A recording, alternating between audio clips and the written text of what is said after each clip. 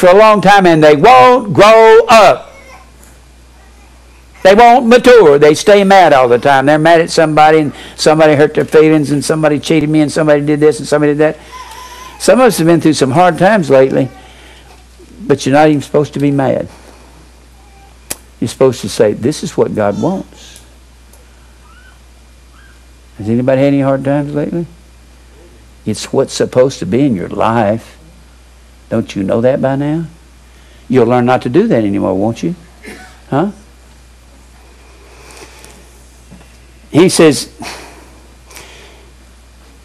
you need milk, not strong meat. The word strong is the word stereos, S-T-R-E-O-S. It looks like stereos, S-T-E-R-E-O-S. It's like a bunch of stereos. The word is stereos. Stereos is a derivative of histome, stao. It's a word derivative of histome,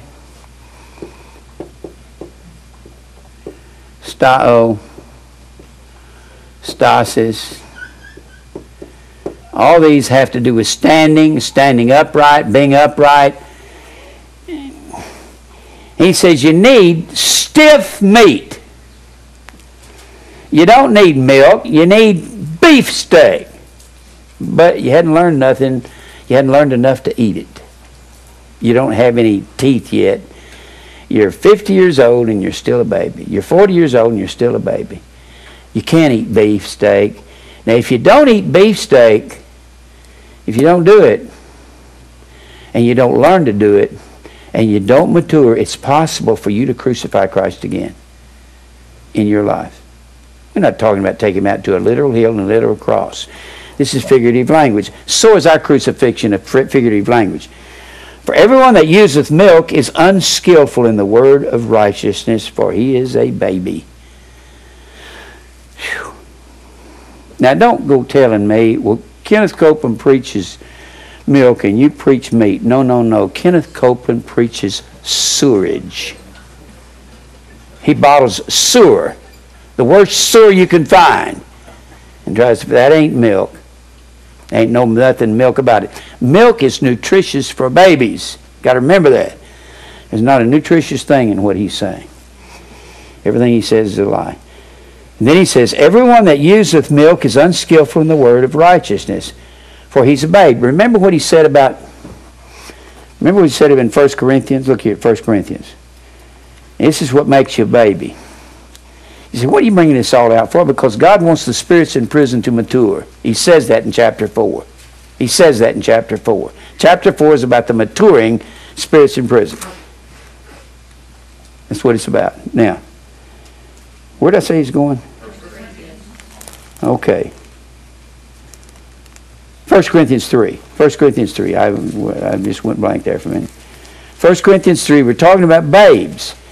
Now, this identifies a baby that's not mature and won't grow up. This might embarrass you. You might want to put your fingers in your ears now. Okay? And I, brethren, could not speak unto you as unto spiritual. He's talking to Corinth, but as unto carnal. Sarkikos, fleshly. S-A-R-K-I-K-O-S. Sarkikos, it comes from sarx, which is the word flesh. It's fleshly. I'm talking to you, and you should be spiritual and growing up, but I can't because you won't grow up. You're arguing. You're contentious. Hey, look at me. When's my turn coming? Hey, he cheated me. Hey. You'll get over that. If you don't, you'll go crazy. Won't you? Won't you, Barbara? You'll go nuts. Boy, you have to get over it. Boy, you start hitting 50, 55. Man, you better get over it. You'll be out of your mind by the time you're 60.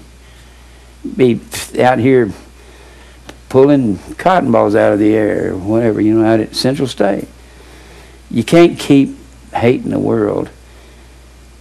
You have to hate sin. And you can't be buddies and friends of the world. Just leave them alone. They're going to hell, and God's made them that way. Why are you mad? Well, I was mad for a long time.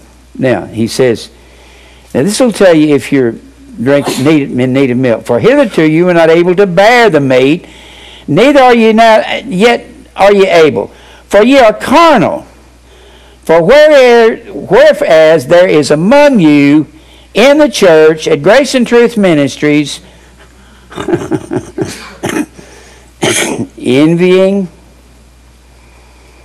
strife, eris, wrangling, debating, quarreling, envy, zealous, heated, malice, indignation, heated talk, backbiting, I don't like that person, I hate them.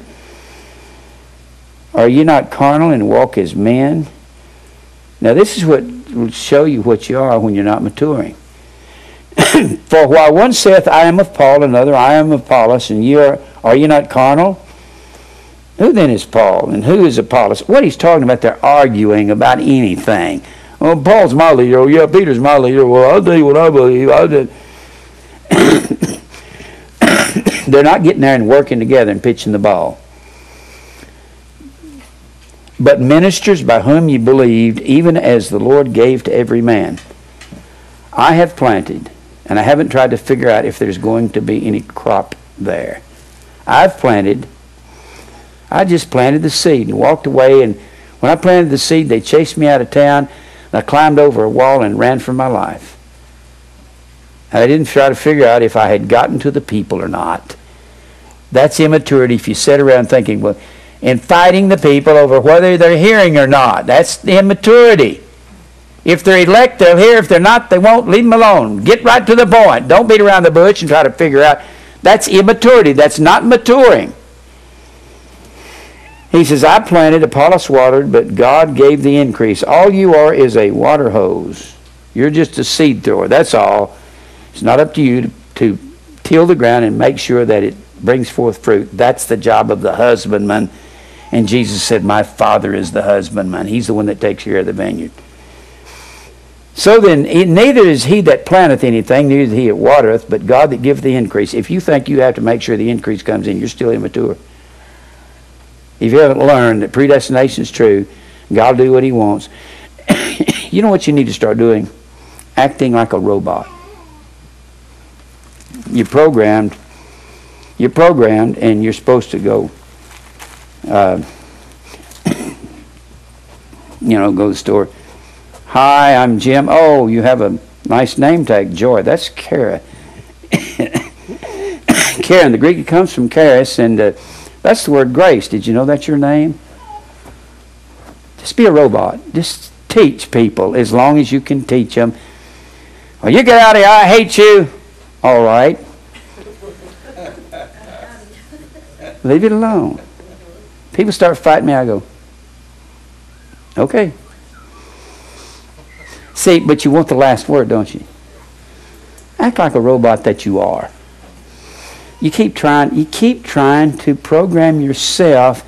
You've already been programmed. Haven't you? He's already written in our hearts, leave it alone. When somebody does you wrong, leave it alone. It's working together for your good. It don't matter what it is, leave it alone. Right?